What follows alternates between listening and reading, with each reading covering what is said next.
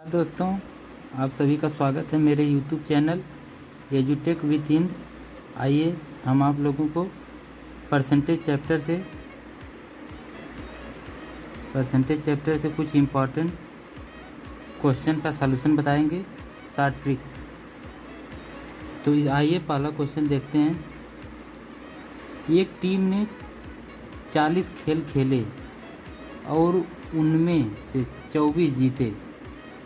तदनुसार उस टीम द्वारा जीते हुए खेलों का प्रतिशत कितना है। तो देखो, ऐसे क्वेश्चन को सॉल्व करने के लिए हमें पहले टोटल खेल कितना खेला, 40 खेल उसने खेला और कितना जीता, 24 जीता। तो हारा कितना, 16 हार गया।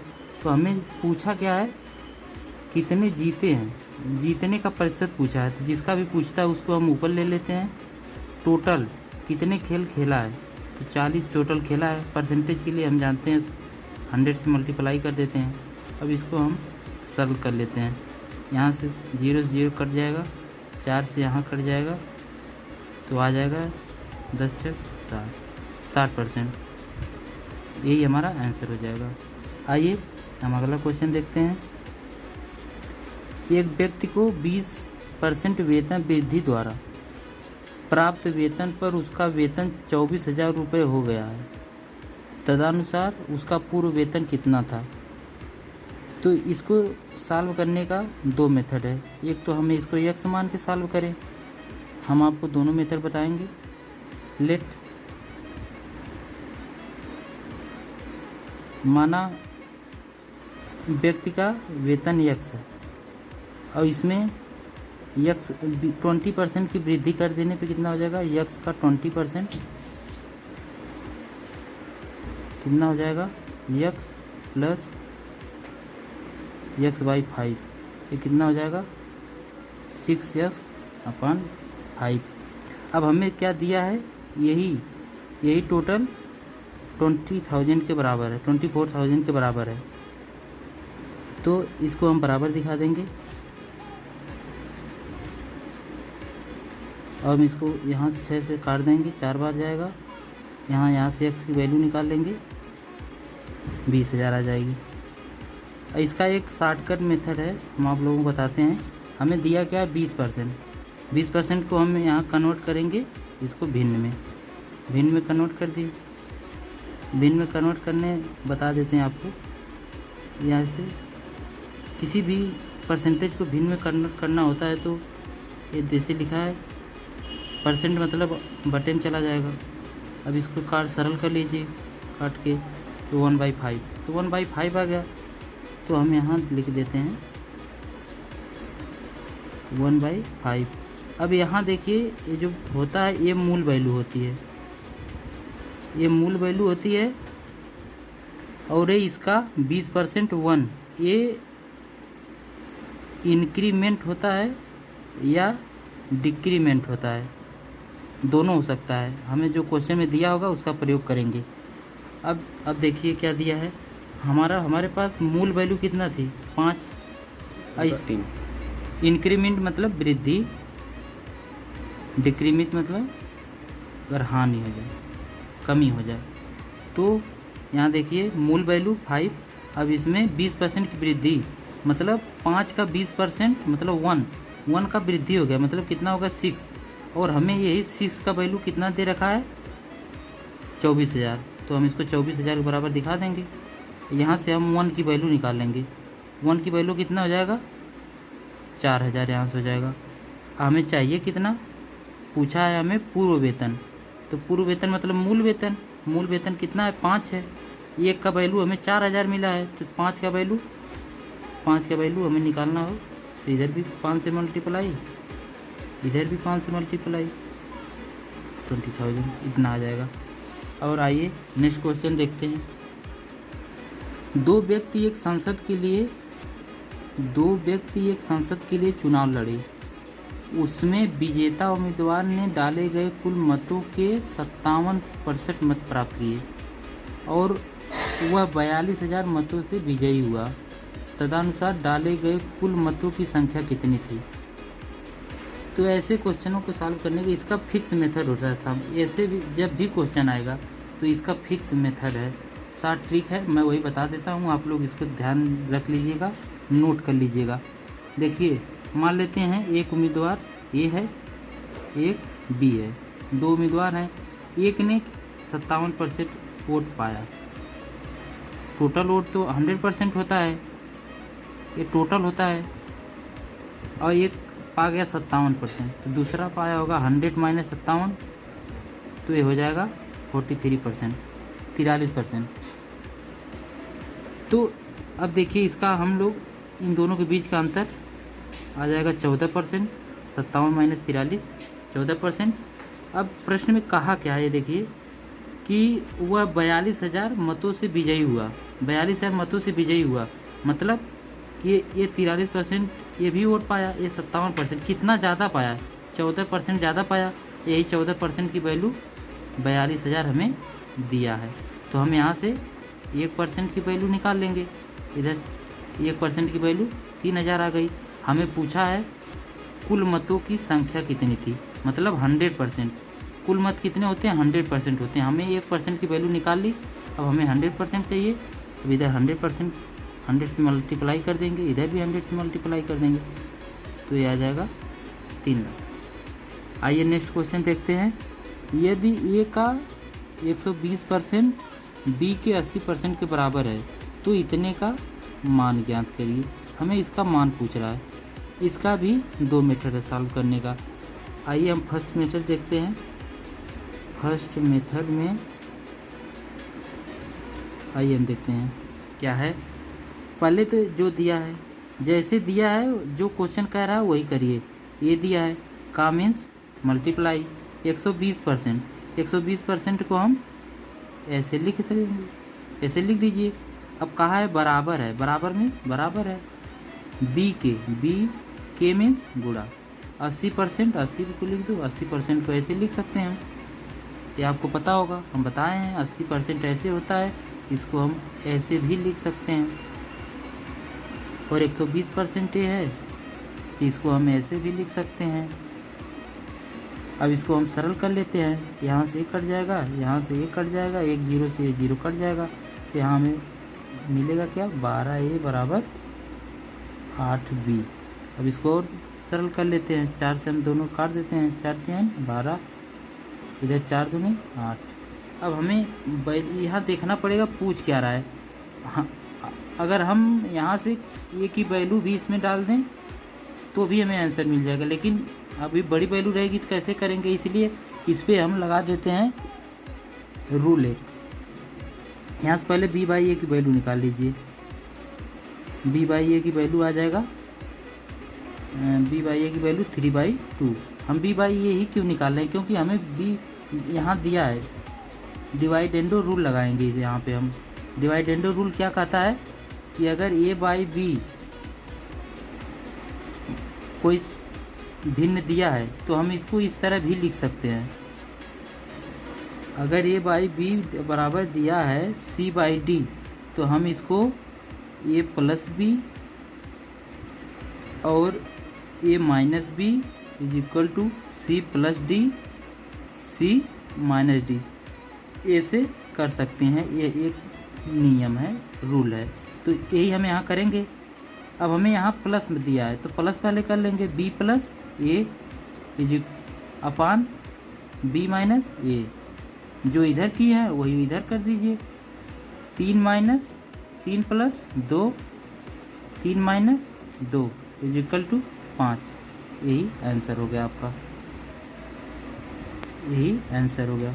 देखो विकल्प नंबर फर्स्ट। और आगे आइए देखते हैं। ये क्वेश्चन बहुत ही इम्पोर्टेंट है दोस्तों, ये एसएससी में कई बार क्वेश्चन पूछ चुका है। इस तरह के क्वेश्चन बहुत पूछ रहे हैं, ट्रेंड में चल रहे हैं आजकल। क्वेश्चन आइए देखते हैं। जूस की सप्लाई 35 दिन तक चलती है, यदि उसका प्रयोग 40% बढ़ जाता है तो जूस की उतनी ही मात्रा कितने दिन तक चलेगी। तो दोस्तों ऐसे क्वेश्चन को सॉल्व करने के लिए हम या तो परसेंटेज का उपयोग कर लें, या हम मान सकते हैं हम यहाँ परसेंटेज का उपयोग करेंगे, रेशियो मेथड का उपयोग करेंगे यहाँ पे। तो रेशियो मेथड क्या कहता है? रेशियो मेथड यही कहता है कि परसेंटेज को आप उठाइए, जितना परसेंट दिया है उसको आप भिन्न में बदलिए, भिन्न में हमें इतना हो जाएगा। अब कई लोगों को दिक्कत आ रही थी, आप 40% को इतना कैसे लिख दिए? हम आपको बताएं 40% को ऐसे आप लिख सकते हैं, ऐसे लिख लीजिए, यहाँ से 0 0 काट दीजिए, 2 से काट दीजिए, आ जाएगा। ये आप लोगों को याद रहे तो बेहतर होगा, जल्द टाइम बचाता है, ये चीज़ याद रहेगा, टाइम बच जाएगा आप लोगों का। तो आइए सॉल्व करते हैं। हमें 40% बराबर इतना मिल गया। तो हम आपको जैसा बताए हैं कि ये हमेशा मूल वैल्यू होती है और ये वृद्धि होती है या कमी होती है, वो प्रश्न में दिया रहता है। तो यहाँ जैसे हमें दिया है वृद्धि, बढ़ जाता है मतलब वृद्धि, इंक्रीमेंट दिया है। तो मूल वैल्यू 5, अब वृद्धि होके 7 हो गया। अब कोई भी कितनी भी मात्रा थी और वो डेली 5 खर्च हो रही थी, तो 35 दिन में कितना खर्च होगी? कोई भी चीज़ एक दिन में 5 खर्च हो रही थी, तो 35 दिन में कितना खर्च होगी? 5 × 35, ये आ जाएगा 175। और ये प्रश्न में कह रहा है कि जूस की उतनी ही मात्रा होनी चाहिए, मतलब 175 में ही हमें 40% बढ़ा देना है, ताकि अब उसमें दिन पूछ रहा है, अब इतने में ही कितना दिन तक वो काम चलेगा या वो मात्रा चलेगी। तो इसके लिए हम क्या करेंगे, एक इक्वेशन बनेगा 7x = 175। ये कैसे आया? देखिए कि कोई भी चीज़ था वो 35 दिन चल रहा था और डेली खर्च कितना हो रहा था? 5। तो 35 दिन में कितना खर्च हुआ? इतना। और प्रश्न में हमें दे रखा है कि यही मात्रा कितने दिनों तक चलेगी, जबकि उसका उपयोग 40% बढ़ा दिया जाए। पहले तो 5 उपयोग ही हो रहा था, 40% बढ़ाने का मतलब 5 में 2 और बढ़ा दिया, 7। अब 5 की बजाय 7 यूज हो रहा है डेली, तो अब ये कितने दिन तक चलेगा? तो ऐसे कोई भी चीज़ एक दिन में 7 खर्च हो रही है, 7 चीज़ खर्च होती है एक दिन में, तो 175 सॉरी गलती हो गया, 175 चीज़ कितने दिन में खर्च होगी? 175/7 कितना आएगा? 7 दूनी 14, 7 × 5 = 35 दिन। इसका एक बेस्ट मेथड है, अगर आप लोगों को ये समझ में ना आया हो तो आप किसी को 100 मान लो, किसी की मात्रा मान लो डेली 10 ग्राम, मान लो डेली 10 ग्राम ख़त्म होता था और 35 दिन तक चलता था, तो टोटल मात्रा कितना होगा? टोटल हो जाएगा 350 ग्राम 35 दिन का। और 40% बढ़ गया, 40%, 10 का 40% निकाल लीजिए, 10 का 40% ऐसे काट देंगे 4, मतलब अब 14, मतलब अब डेली ये 14 ख़त्म हो रहा है। तो 14 ख़त्म हो रहा है एक दिन में, और टोटल मात्रा है 350, तो दिन कितने हो जाएंगे? 350 में 14 का भाग दे देंगे, तो ये आ जाएगा 14 दूनी 28, यहाँ से बचा 7, 14 × 25 = 70। यहाँ से देखिए भी 25 आ गया, यहाँ से भी 25 आ गया, ये हमारा सही आंसर है। देखिए विकल्प नंबर 1 सही है। अगला क्वेश्चन देखिए, किसी कार्यालय में स्टाफ का 40% महिलाएं हैं और 70% महिला स्टाफ हैं और 50% पुरुष स्टाफ विवाहित हैं। क्वेश्चन कहना क्या चाह रहा है? किसी कार्यालय में स्टाफ का 40% महिलाएं हैं और 70% महिला स्टाफ और 50% पुरुष स्टाफ विवाहित हैं। कार्यालय में अविवाहित स्टाफ का प्रतिशत क्या है? इसको भी सॉल्व करने का 2 मेथड है। पहले तो मैं आप लोगों को रेशियो मेथड बता देता हूँ। रेशियो मेथड क्या कहता है? 40% महिलाएं हैं, 40% महिलाएं हैं, मतलब 40% का मतलब इसको रेशियो में बदल लीजिए, रेशियो ये आ जाएगा। अगर स्टाफ स्टाफ कितने हैं, स्टाफ अगर 5 हैं, ये मूल वैल्यू होता है, ये होता है वृद्धि या कमी। मूल वैल्यू क्या है, अगर स्टाफ 5 हैं तो एक कह रहा है 40% महिलाएं हैं, इसका 40% 2, मतलब महिला कितने हैं 2, तो महिला 2 हैं तो पुरुष कितने हो जाएंगे, टोटल में से महिला को घटा दो पुरुष मिल जाएंगे, मतलब पुरुष 3 हो जाएंगे। अब कह रहा है कि इसका 70% महिलाएं हैं, विवाहित हैं, तो अविवाहित कितना होंगे 30%, तो इसका 30% कितना हो जाएगा, इसका 30% हो जाएगा 3/10। ये अविवाहित महिला हो गई। तो और अविवाहित पुरुष कितने होंगे, 50% पुरुष विवाहित हैं, तो अविवाहित 50% ही होंगे, तो 3/50% मतलब 1/2, टोटल 3/2। अब इन लोगों को इसका महिला का और पुरुष का हम जोड़ देंगे तो टोटल अविवाहित स्टाफ मिल जाएंगे। टोटल अविवाहित स्टाफ 6/10 प्लस 3/2। इसको हम सॉल्व कर लेते हैं, इसको तो ये आ जाएगा 21/10।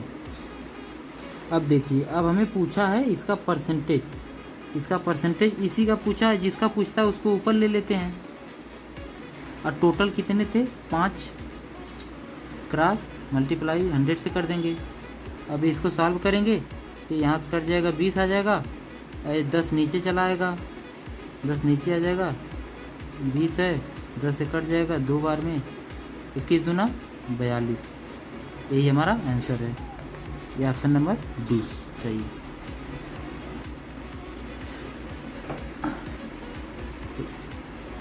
तो दोस्तों, ये मेरा वीडियो आपके लिए कैसा लगा, आप लोगों को समझ में आया? यदि मेरा ये वीडियो आप लोगों के लिए हेल्पफुल हो तो प्लीज़ मेरे चैनल को लाइक करें, सब्सक्राइब करें और शेयर करें। Thank you.